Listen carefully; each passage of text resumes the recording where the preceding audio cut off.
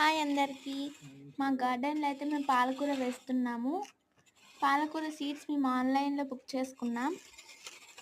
పాలకూర సీడ్స్ వేయడానికి మా అన్న ఇదంతా రెడీ చేస్తున్నాడు అనమాట.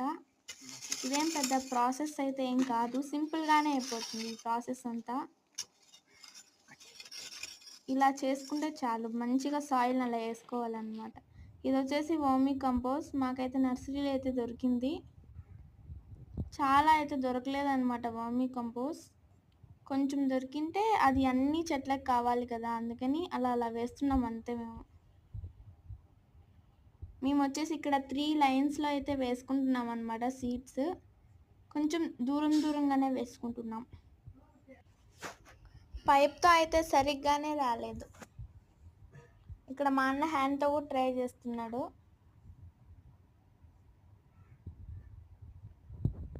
చూడండి ఎలా వేస్తున్నాడో హ్యాండ్తో.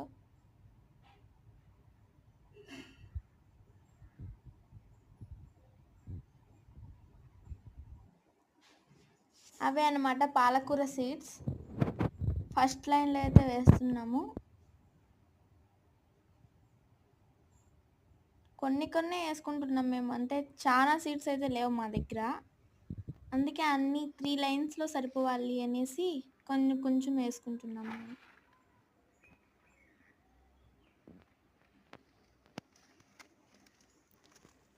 అలా మంచిగా వేసుకోవాలి విత్తనాలు అయితే. మళ్ళీ వర్మీ కంపోజ్ అయితే వేస్తున్నాం మేము అక్కడ.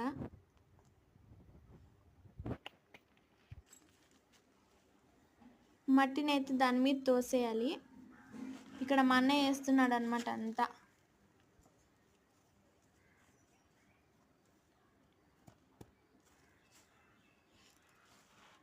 అక్కడ కనిపిస్తుంది కదా ఒక స్మాల్ ప్లాంట్, అయితే మేము పప్పులో వేసుకుంటాం. మీలో ఎంతమందికి తెలుసో కామెంట్ చేయండి.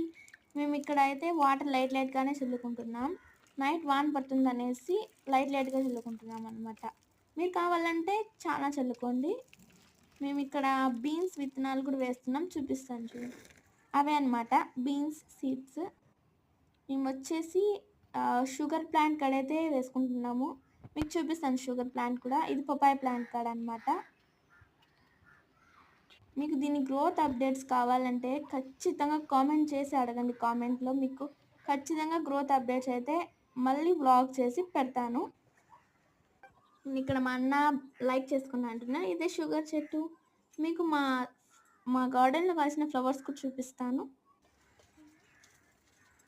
అవే అన్నమాట. వెళ్ళే ముందు లైక్ సబ్స్క్రైబ్ అయితే చేసుకోండి. Bye bye.